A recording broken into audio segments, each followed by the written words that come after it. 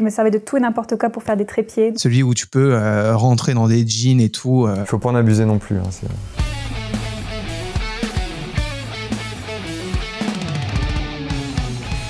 Quel est l'accessoire photo insolite que tu utilises ou que tu aimerais utiliser? C'est pas insolite pour les anciens, un pose-mètre pour mesurer en fait la lumière, parce que vu que je fais beaucoup d'argentique et que mon appareil lui ne mesure pas la lumière, donc c'est ça en fait qui me dit à combien je dois ouvrir, à combien mon temps de pause, etc. quoi. Donc pour les anciens c'est pas du tout insolite, mais pour la nouvelle génération c'est un truc, qu'est-ce que c'est que cet objet quoi. Alors malheureusement ou heureusement, j'utilise très peu de matériel, surtout insolite. Mais du coup, je pense que si je devais en utiliser un, ça serait pas mal une sorte pas de réflecteur, mais un petit panneau LED pour jouer avec différentes ambiances, bleu, rouge, vert. C'est vrai que je fais pas mal de photos de nuit. J'ai pas forcément des sources de lumière à droite à gauche, donc je pense que ça serait l'outil que je devrais acheter et que je n'ai pas. Alors c'est le filtre Coquin A056 Star, je crois, Star 8, que du coup on greffe sur ce porte-filtre et qu'on met sur l'objectif. C'est pas si exotique que ça, c'était beaucoup plus en usage dans les années, j'imagine, 60 à 80, je sais pas trop. Même 90, en tout cas avant l'avènement du numérique. Beaucoup de ces filtres en fait ne servent plus à rien aujourd'hui parce qu'ils peuvent être... ils correspondent à de la post-production numérique, mais en revanche celui-là crée un effet assez particulier qui rappelle un petit peu l'ambiance disco des années 70. Voilà, je pense que c'est pour ça qui me tient à cœur et il faut pas en abuser non plus. Hein, on s'en lasse vite quand même. Je l'ai jamais utilisé, mais ça fait un moment que j'ai envie d'en utiliser un. Ce sont des prismes en fait qu'on achète, qu'on met on joue avec du coup devant l'objectif. Et il y en a un en particulier que j'ai vraiment envie d'essayer. C'est un filtre qui fait effet kaléidoscope. Ça ressemble un peu, il y a plusieurs facettes et du coup pour les portraits ça fait ce vieux effet psychédélique des années 70 que j'aime beaucoup. Et j'aimerais bien tester par curiosité parce que j'aime bien l'effet. C'est gadget, hein, mais j'aimerais bien tester. En ce moment, il y en a un, c'est grâce à Kafaliu, donc photographe chinois qui vit au Canada, qui utilise des CD, des vieux CD, alors des fois neufs ou plus ou moins cassés. Et il utilise à la fois le trou au milieu du CD, les Chrisman Studio avaient utilisé ça même avant lui, je pense. Et puis à la fois la réflexion sur les faces qui réfléchissent un peu des trucs arc-en-ciel, enfin ça joue avec la lumière. Et en ce moment, je joue avec ça pour emmener un petit peu de créativité dans des choses où l'environnement n'est peut-être pas optimal. Donc c'est l'objet du moment. Alors, je ne sais pas s'il est insolite, mais un nettoyeur de capteurs, même sur le terrain, ça aide, c'est ce que je dois dire. J'ai été dans une situation où j'ai eu le malheur de souffler dans mon capteur alors que j'avais demandé des amendes. C'était une très mauvaise idée. Donc, du coup, j'ai dû sortir le nettoyeur de capteurs sur le terrain et ça m'a un petit peu sauvé la vie. Que j'utilisais et que j'utilise quasiment plus, ça va être la sangle pour l'appareil photo que j'utilisais beaucoup et que j'utilise plus parce que j'ai eu beaucoup de quasi-accidents où je sors de la table et puis j'attrape la sangle et puis l'appareil commence à tomber par terre, je le rattrape in extremis. Donc je fais super gaffe maintenant avec les sangles et puis dès que je peux, je les mets pas sauf si besoin. Accessoire insolite, c'était avant que j'ai un trépied. J'ai longtemps vraiment bricolé, donc je me servais de tout et n'importe quoi pour faire des trépieds. Donc je me servais des chaises, des tables, et je calais avec des livres. Et même encore parfois, je fais ça quand je suis en déplacement et que j'oublie mon trépied. Donc accessoire insolite, je dirais n'importe quoi qui peut faire trépied. Je sais pas, l'objectif vibromasseur. Non, tu fais pas ça. Vu que je fais beaucoup d'autoportraits en studio et que je me mets beaucoup d'accessoires au niveau du visage, j'utilise un espèce de les réflecteurs paraboliques là, je sais pas si ça porte vraiment un nom, qui me sert tout simplement et de réflecteur et de support pour mettre tout mon bazar, pour mettre un miroir, pour mettre du maquillage, des choses comme ça. Je sais que la majorité des photographes de studio l'utilisent pas forcément et préfèrent déboucher avec une autre source, mais moi ça me sert bien pour les deux et j'aime bien cet accessoire-là. Que j'aimerais utiliser, j'y réfléchis. Alors je shoote pas mal en argentique dernièrement et j'aimerais bien avoir un petit kit pour faire du panoramique sur mon moyen format. Si on trouve ça, je travaille au Mamiya 7, je l'ai là, cet appareil-là avec une jolie sangle Canon. On peut y mettre à l'intérieur du coup un petit adaptateur qui te permet de faire du 135 dedans et shooter en panoramique. Et c'est vrai que c'est une pratique que j'arrive pas du tout à faire aujourd'hui. Même en numérique, ça m'emmerde un petit peu de cropper pour pouvoir faire ça. Alors je préfère vraiment le faire en natif sur un appareil.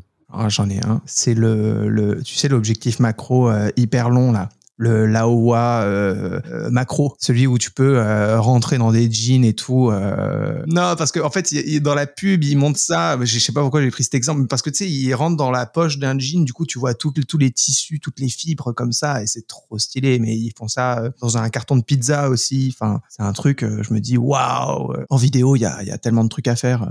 Il y a des plans séquences comme ça qui commencent dans une anse de mug. Je trouve ça trop ouf, quoi. Un objectif qui fait cette taille-là, quoi. Du coup, j'ai déjà pris une vitre d'un cadre photo. En fait, c'était la vitre pour étaler de la margarine dessus, pour la flouter. En fait, pour vraiment que ça fasse un effet flou et en fait pour faire une photo où j'avais la moitié du visage qui était flou, donc je l'ai mis un peu près de l'appareil et un peu plus loin de mon visage pour essayer vraiment de faire une symétrie avec la moitié floue comme ça, quoi. Donc, voilà, j'ai étalé de la margarine comme ça. Je me suis sentie un peu bête à faire ça, mais au final le résultat m'a grave plu et j'étais vraiment contente du résultat. L'accessoire photo insolite, je vais en citer 2 parce qu'il y en a un que je ne retrouve pas, qui est planqué dans un endroit et que je ne peux pas vous montrer, mais c'est la demi-bonnette. Je trouve ça absolument génial. Si vous savez pas ce que c'est surtout quelque chose qui est utilisé au cinéma, beaucoup utilisé par Brian De Palma, et ça permet d'avoir 2 plans nets, alors que physiquement c'est impossible, donc un plan très proche, un plan très loin, et comme s'il y avait pas de jonction entre les deux, enfin comme si on avait une photo nette de bout en bout, ça donne un effet, surtout utilisé dans les films d'horreur, c'est un effet ultra bizarre, mais que je kiffe. Mais je vais vous parler de ça, c'est une caméra 360, et on peut faire des photos avec, et pendant un long moment j'ai cherché, et j'ai réussi, mais c'est super chiant, à faire des photos avec ça, mais de faire des photomontages avec ça et de raconter des histoires avec ça. Et je trouve que c'est un accessoire photo assez insolite, mais pas assez développé. Mes accessoires fétiches, j'ai envie de dire, ce sont mes chaussures lumineuses, mes petites baskets qui pop comme ça pendant le mariage sur le dance floor et mes masques d'animaux. Voilà, ça j'adore, ça apporte une convivialité pendant un mariage notamment, ça apporte des fous rires et puis le côté encore une fois décalé qui va bien avec mon approche. Je sais pas si c'est une réponse, peut-être que d'autres ont dit ça, mais en ce moment j'ai un petit délire sur les filtres avec des... Alors je sais pas le terme en français, mais c'est les split diopters. T'as un trou au milieu et du coup t'as un peu un effet, c'est compliqué à expliquer, mais en gros t'as un petit peu un effet pas zoomé, mais un petit peu flou en haut en bas. Ça marche sur les focales longues, mais ça donne un petit effet sympa. Il y en a qui sont soit avec un trou au milieu, soit avec juste la moitié du filtre. Et en ce moment c'est le petit effet que j'aime bien, c'est pas trop lourd, et sur des portraits, sur des plans d'objets, etc., avec un sujet un peu au centre, ça rend plutôt bien. J'ai le Packraft, donc qui est cette petite embarcation gonflable que tu peux emmener dans ton sac à dos, qui permet d'aller trouver des points de vue complètement uniques, en fait, où tu vas aller sur une rivière, tu vas aller au milieu d'un lac, tu vas pouvoir faire des photos, avec des premiers plans, ou même aller à des endroits qui sont inaccessibles autrement. Donc ça, pour moi, c'est un vrai bon accessoire photo. Et l'autre, pour moi, c'est Google Earth. C'est-à-dire que je peux passer des heures et des heures à essayer de trouver des spots sur Google Earth. C'est un plaisir en soi déjà de se balader là. Quand je prépare mes stages ou mes voyages photos, c'est un truc que je peux passer des heures. C'est limite ma récompense. Quand j'ai bien bossé à côté, je peux aller passer quelques heures pour essayer de peaufiner les spots, regarder les heures de coucher, de lever de soleil, les ombres que ça va faire et tout ça. Et je trouve que ça fait partie du voyage, parce que tu te projettes déjà dans ta sortie photo. Et ça, c'est un truc, je pourrais pas m'en passer. Pour cette question, j'ai dû faire des recherches internet parce que je pense que je suis quelqu'un de trop mainstream. J'utilise vraiment des trucs basiques et j'ai pas trouvé de trucs qui m'ont donné envie ou des accessoires fous. Mais mon cerveau m'a quand même fait me dire que je rêverais d'avoir un jour un jetpack pour faire des photos. Donc c'est littéralement un drone photo, mais moi je veux être en l'air et faire les photos directement et voler. Ce serait trop bien. Ou une bulle. Alors moi je dis waterproof, c'est plus rigolo, où je pourrais être dans la bulle et faire mes photos directement sous l'eau plutôt que d'acheter une coque dans laquelle je mettrais mon appareil photo. Au choix, un des deux. Que j'aimerais utiliser, le temps.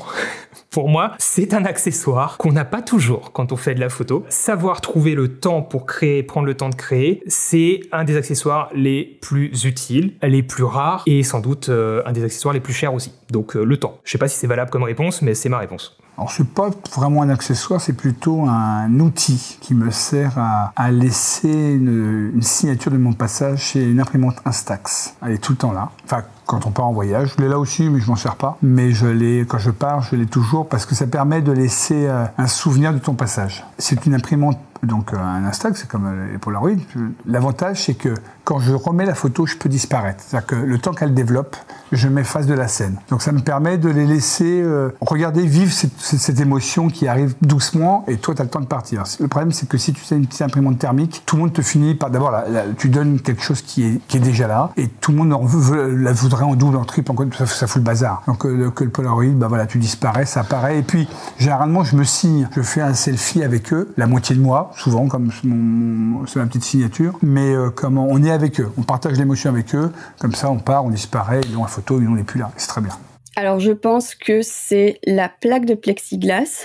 J'en ai une en Belgique, j'en ai une en Australie, donc vraiment j'utilise ce truc très souvent pour faire des photos. Donc cette plaque, je m'en sers, je la mets devant ma scène. Je peux m'en servir pour y accrocher des trucs ou mettre des gouttes d'eau dessus, par exemple, pour créer des effets de réflexion aussi, ça m'est arrivé. Parfois, je la mets le modèle est couché sur le sol et je mets la plaque par-dessus. Ça me permet de poser aussi des éléments. J'ai fait des photos avec des nénuphars, par exemple, ou avec des guirlandes lumineuses, toutes sortes de choses comme ça. J'en ai pas mal des idées qui demandent spécifiquement l'utilisation de la plaque de plexi. Donc, je pense mes concepts comme ça. Je pense qu'au bout d'un moment, j'aurai une série, mais ça prend du temps. Plaque de plexi, je pense que c'est le truc le plus bizarre. Et sinon, j'ai aussi 2 piscines. Voilà. Alors, si vous connaissez mes vidéos, j'utilise des trucs un peu incongrus, voire très inutiles. Hein. C'est vrai que mon fantasme, c'est un peu un fantasme de Papy Zoom, les vieux monsieur du salon de la photo, c'est d'avoir un zoom de paparazzi, genre de truc où il faut 2 assistants pour le porter, et aller faire des boîtes à images et faire un documentaire animalier. Quand je regarde un documentaire animalier, je me dis mais comment ils ont réussi à faire ces images? Alors, je sais maintenant qu'ils utilisent beaucoup des boîtes à images, etc. Mais justement, d'avoir ce type de matos très cher pour pouvoir filmer de très très loin et d'être dans l'intimité des animaux. L'accessoire insolite que j'utilise, c'est mon Pouic Pouic pour chien. C'est du coup ma petite vache verte. Je pense que j'en ai pas toujours besoin parce que j'ai quand même pas mal de capacités pour faire des bruits moi-même. Des fois, c'est quand même plutôt pratique parce que les chiens, ils sont 99% du temps ravis de le voir. Et du coup, je vous présente la petite vache verte. Attends une seconde. Alors ça, c'est un objet que j'ai acheté pour ma série Hermès sur ma chaîne Astronogeek. C'est un objet très particulier parce que c'est un 24 mm f14, pas 1.4, hein. 14 et il ferme jusqu'à 40. L'intérêt de ce truc-là, c'est à la fois d'être un grand angle et de ne pas avoir d'avoir une profondeur de champ quasi infinie. Donc ça permet de prendre en photo ou de filmer des maquettes, des petites choses et de leur donner une taille beaucoup plus importante. Parce que ce qui fait prendre conscience au cerveau qu'un truc est petit, c'est la faible profondeur de champ quand on fait de la macro. Celui-ci permet de filmer, par exemple, la maquette de ma navette qui fait 1 mètre et de donner l'impression qu'elle en fait 15, mais on n'y voit que du feu. En fait. Il est là. Alors c'est lui. L'accessoire photo, c'est lui. Il a toute une histoire. Alors lui, c'est le book. Il faut savoir que le book veille. Le book veille sur tout et sur tout le monde. Ça veut dire que tout se passera bien tout le temps. Et alors, pour l'histoire, c'était parti d'une petite blague avec des clients à Val d'Isère, avec un ami Rémi. On faisait que dire que le book veille. On voulait dire ça se passe bien, etc. Bon. Et c'est devenu une espèce de phrase qu'on a tellement dit que les clients sont mis à le dire aussi. Et donc, on a acheté ce petit bouquetin à Val d'Isère. Sauf que en vrai, maintenant, c'est ma cale. C'est-à-dire que grâce à ça, je peux caler mon projecteur de plein de façons différentes. Tu peux mettre la petite papate, tu peux mettre les cornes, tu peux mettre la queue, tu peux mettre le bouc en entier selon l'angle. Donc en fait, c'est parti d'une connerie. On se trimballe toujours avec ça. On passe souvent pour des allumés. Mais en fait, quand les gens voient comment on l'utilise, ils disent « Ah ouais, c'est pas bête, c'est la cale ». Donc voilà, l'accessoire indispensable, c'est clairement le bouc. Il est là, il est avec moi. Mais ça a une vraie utilité pro. Donc ce petit bouc, il me suit partout dans le monde. Sans lui, pas de projection. Alors pas pour la photo directement, mais pour la projection, il est utile. Et vous? Oui, vous, là, derrière l'écran. Est-ce qu'il y a un accessoire photo insolite que vous avez déjà utilisé ou que vous rêveriez d'utiliser? Dites-le dans les commentaires, parce que des fois, il y a quand même des choses un petit peu bizarres, rien que déjà avec tous les témoignages qu'on a eu, toutes les réponses qu'on a eues, c'était quand même plutôt cool. Et je vous dis maintenant à dans 2 semaines pour une nouvelle vidéo, une nouvelle question avec nos 24 invités. Entre-temps, eh bien, sortez, faites des photos et surtout, amusez-vous. Au revoir.